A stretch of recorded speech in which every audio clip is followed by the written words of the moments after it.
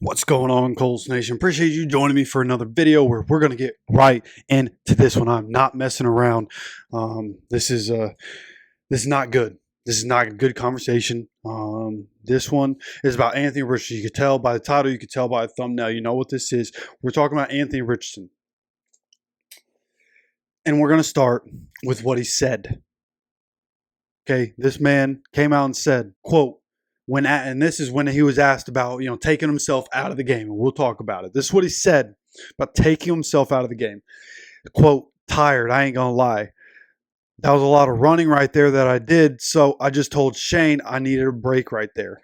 That is some of the most asinine stuff I've ever heard in my life. You are a quarterback. Nobody on that field, nobody on the team cares if you're tired, bro. You're the quarterback. It is your job to stay on the field every play. You don't just, I'm a little tired. Let me go ahead and let Joe in here. That's not how this works. You're the quarterback of the team. You set the example. You are what people look to when like, hey, I need a little extra. You're supposed to be the guy. They think about you and it motivates them and inspires them to do more. That was absolutely, now, Grant, it was 3rd and goal at like the 23-yard line. I get it. We're going to run the ball no matter what. Why can't he just stay in the game and hand that ball off? You can't do that. The example it sets to the team. Okay, we're already in a position where people coming into this don't want AR playing. People already don't want AR playing. I've been trying so hard to defend AR. I'm trying so hard to defend AR in hope that we got the guy of the future. I hope that we got the guy that's going to be the future of this organization. And what we just saw, what we saw just wasn't it. Now I'm not talking about just this game. In this game alone, you can go look at my post-game reaction. We just streamed for an hour and a half. I just got done with that and then decided to record this. I'm very clear about how in this game against the Texans, the offense outside of Jonathan Taylor and Josh Downs did not help him at all. Offensive line giving up pressures all day. Receivers dropping balls, specifically one for a touchdown. AD not knowing where his feet are to get him in bounds. That could have been an extra 4 points. I mean, when you look at the points we left on the field because of everybody not named Anthony Richardson, like there's plenty of blame to go. This game against the Texans, not all on Anthony Richardson. Now, what is on Anthony Richardson? I want to go through numbers from last year to this year.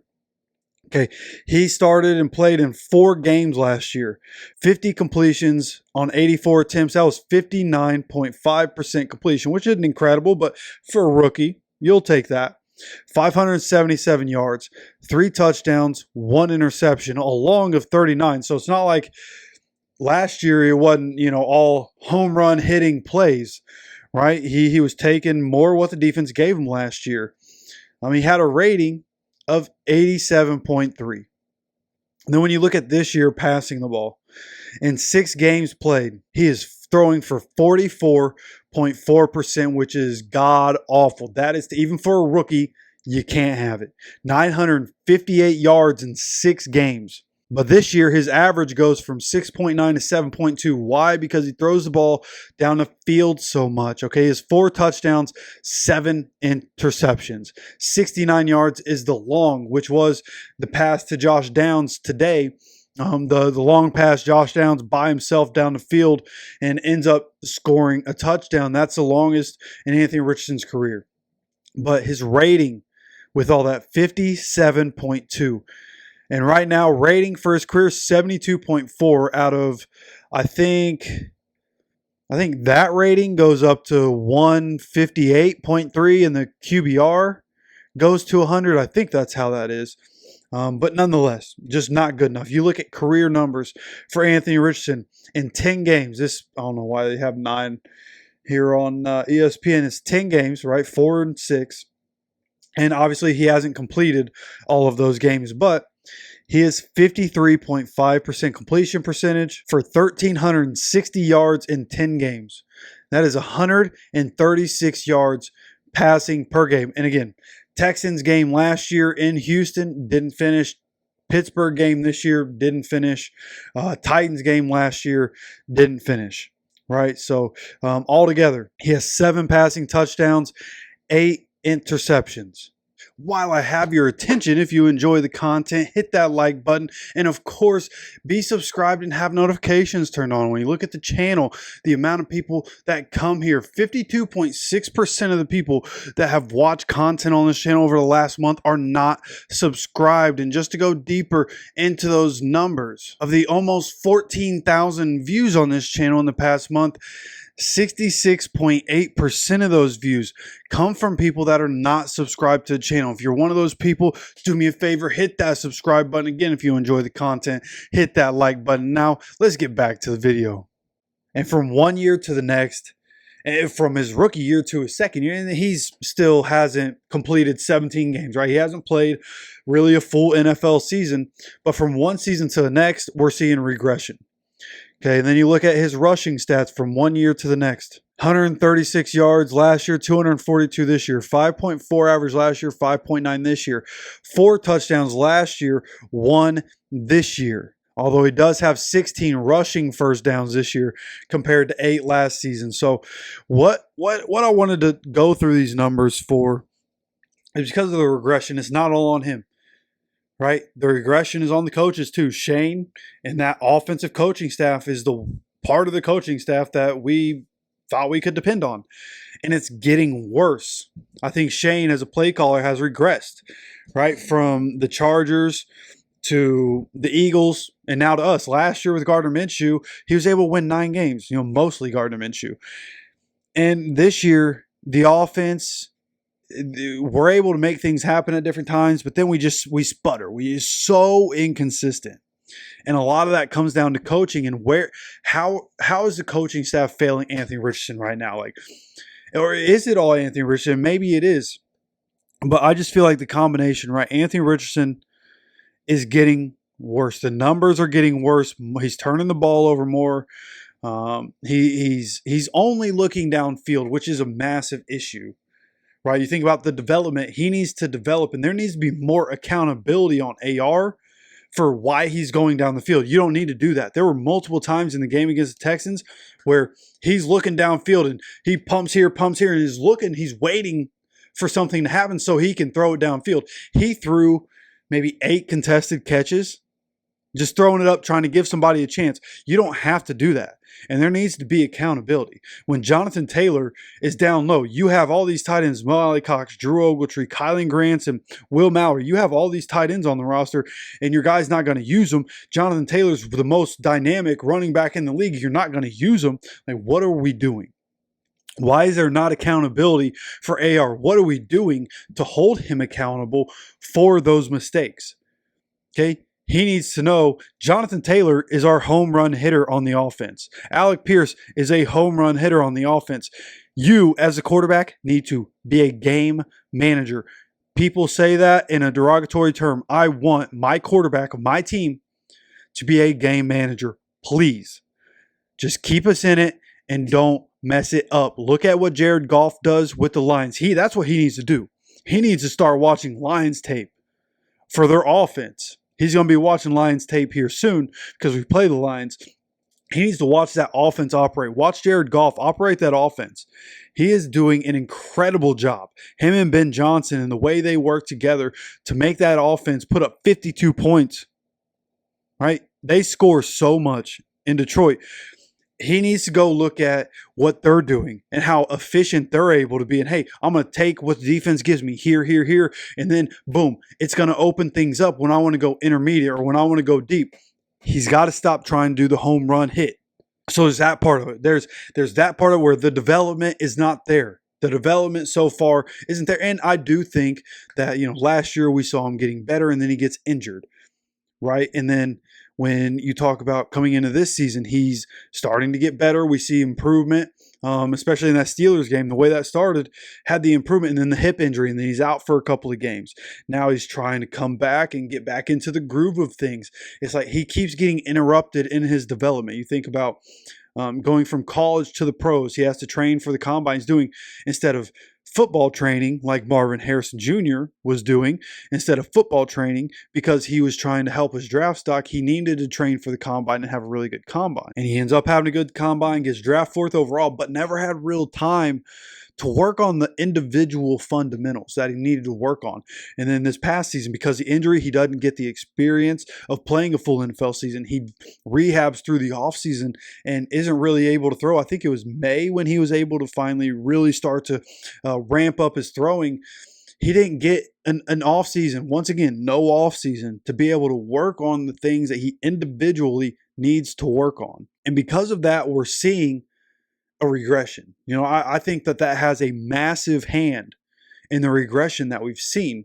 And again, I think coaching is part of it. I think, AR not being able to stay on the field is a part of it. I think him not being able to have the off seasons that he needed to be able to work individually is part of it, which is why I'm fine letting him continue to play it out. And I'm fine with, letting him be the starter at game 1 next year, right? As long as he gets to the end of the season healthy, which I think brings up a conversation about whether or not you start Flacco. Just so you know, he's healthy going into the offseason. So AR is healthy going into the offseason in day 1. He's fresh, right? If you replace him with Flacco, he's fresh. Going into the offseason, he doesn't need, a couple weeks off to try to let his body heal and to let his shoulder heal or any parts of his body. He can go in fresh, and then you have an actual offseason. Day 1, boom. We're in the building. We're working on things. We're down in Florida. We're working on things individually to get better. Just like Josh Allen was able to do when Josh Allen was, going between year 1 and year 2. He worked with quarterback coaches and some of the same quarterback guys that Anthony works with, right? When you talk about mapping his technique and his mechanics and trying to work on it, Anthony works with the same people, but he just hasn't been able to do it through 2 off seasons. If you go into an off season healthy, he can actually work on these things and then come into next year and we see the development start to take course. Now, he is only 22 years old, and that is part of this. Maturity is part of this answer. Toughness is part of this. I came into this season talking about AR and how he's getting older, and there's just a part of growing into more of a man. Anybody that's 25 plus, you understand what the early part of your 20s is like and the development that you go through. Right? Mentally, the development you go through, physically, in just getting tougher, right? And needing to tough it out because you have responsibilities and you have things that you need to take care of. So it's not like you can just sit around and whine all the time, right? That toughness comes with age. And again, I want to read this quote once again. Quote, tired, I ain't gonna lie. That was a lot of running right there that I did. So I just told Shane I needed a break right there. Again, it was basically third and 23. But that is unacceptable behavior from your franchise quarterback. Okay, let me say that again. That is unacceptable behavior by your franchise quarterback. The message that sends to the team, the example that sends to everybody else, right? Like, I have a video that I want to do about Michael Pittman Jr. and him coming back and being an absolute dog and fighting through that back injury to come back. And the example that sets to everybody else. And then Anthony Richardson's going to take himself off because he's tired. You're the quarterback, bro. You're the one person on the field at all times that's not allowed to say, I'm tired, I need to come out. It doesn't matter how tired you are. Shane was going to call a run play no matter what. So why don't you stay in there, go back in the huddle, call the play, hand it off to Jonathan Taylor and let him do whatever he's going to do, and let's kick the field goal. To take yourself off the field right there is extremely irresponsible and unacceptable behavior by the quarterback. And if it ever happens again, I'm completely out. If it ever happens again, his entire career, I don't care if it's 10 years from now, he's developed into a great quarterback. If I ever see Anthony pull himself out of a game again, I am completely out. I'm at a point where, because of that, I'm tired of defending him. We're seeing regression on the football field. You're seeing that he's not tough. The toughness isn't there. He's got to figure. He's only 22. He just turned 22 years old, which is the leniency I try to give him. He's only 22 years old. But if you're not going to be good enough on the field, you can't take yourself off. You're opening up the door for them to put Flacco in. Do you want him to play? Do you don't want to play in the NFL? Is that what you're telling me? You don't want to play in the NFL, Anthony? It's just not good enough. It's completely unacceptable, and I'm not going to sit here and just be quiet about it. Anthony's been bad. The team around him at times has been bad. He didn't get help in the Texans game. He could have easily have been 20 for 32 if he got a little help from his teammates. But it hasn't been good enough on the field. And stuff like this, how's anybody ever going to defend him anymore? You're doing it to yourself. At this point, you're self-sabotaging. Right? And I'm somebody who in my life, I made a habit of self-sabotaging for a large portion of my life. In different situations, just getting good. Hey, let me do something to mess this up. I've done it, right? A lot of people, it's human nature for that to happen sometimes, right? Imposter syndrome sets in, you accidentally, without even trying, self-sabotage. Anthony is self-sabotaging himself by doing this. And I would like to be able to defend him and, hey, the offense just didn't help him out. But when you pull yourself out and that's your quote from doing it, well, what are we supposed to do as fans? How are we supposed to help him and have his back when he doesn't have his team's back? You're the franchise quarterback. What are we doing? Okay, so I hope it gets better, obviously. I'd like our 22-year-old quarterback to figure it out right now. I want us to win. It's going to take time, but this can never happen again. And I say it again, unacceptable. This is completely unacceptable behavior by the franchise quarterback. And if it ever happens again, he does not deserve to ever put on the Colts uniform ever again. The legacies of quarterbacks that we have here, Johnny U, Peyton Manning, Andrew Luck, all the different players that we've put in the Hall of Fame. If this ever happens again, he should never, ever put a helmet back on for the Indianapolis Colts. And that's where I'm at with it. I'm not doing it. You got to grow up, man. You got to put your big boy pants on and stay in the game. What are you talking about? You're going to pull yourself out because you're tired. You're the one person on the team that is not allowed to do that.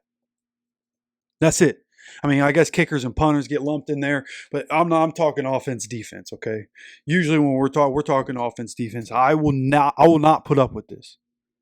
Okay, I'm not the GM, I'm not the coach. I want more accountability for everything that is Anthony Richardson. More accountability week in, week out. We need to stop babying this dude, and we need to hold him accountable. That is not okay. You cannot quit on your team. That's what everybody's saying. You cannot quit on your team. 3rd and 23, 3rd and goal at 23, whatever the case may be. It could be 3rd and 82. I don't care. You're not allowed to pull yourself out. You're supposed to be the general standing there. If your team goes down, you go down with them. That's how that works. Captain of the ship. Ship goes down, you're going down with the ship. That's how it works. You're allowed to get everybody else off board. But you're the one going down with the ship. Unacceptable behavior from Anthony Richardson. It cannot happen again. If it ever happens again, he needs to be out immediately. I don't care how high we draft him. He does this again, he needs to be cut next day. He's not allowed to wear the horseshoe. Okay, this is an embarrassment that we're going to have to deal with as Colts fans. It's bad enough that he's been playing like crap. His numbers look terrible. And it's bad enough that we have to deal with that. But now we're going to have to deal with this as Colts fans. And they have to deal with it as a team. And how are they going to react as a football team to what he did? Okay, the implications that come from this are massive because of who he is. Okay, so that's the conversation I wanted to have. Never again. Never, ever again. I'm fine with him playing the rest of the season. And I'm fine with him being our quarterback next year. But if I ever see him pull himself out because he's tired, I will never support Anthony Richardson as the Indianapolis Colts quarterback. Okay? And honestly, I would hope that you guys are the same way. because I love this team and I want us to succeed. And if he's not going to be there for it and he wants to go ahead, I'll give somebody else an opportunity. Everybody wants Flacco in the game anyways. Let me just give him more fuel for the fire. Unacceptable. Okay, so those are my thoughts. Of course, I'd love to see what you guys think about this. I'm sure you guys are all on the same page with me. You let me know your thoughts on all this down in the comment section. I'd love to see what you guys think. And of course, make sure you subscribe with notifications on. Got plenty of content coming this week, man. I got a bunch of video ideas. I think I'm going to have some time this week. At least I hope so. I'm going to start pumping some content out for you guys. So plenty of video ideas. So subscribe, notifications on. Of course, I appreciate you so much for stopping by for another video. As always, take care of yourself, take care of each other, and go Colts.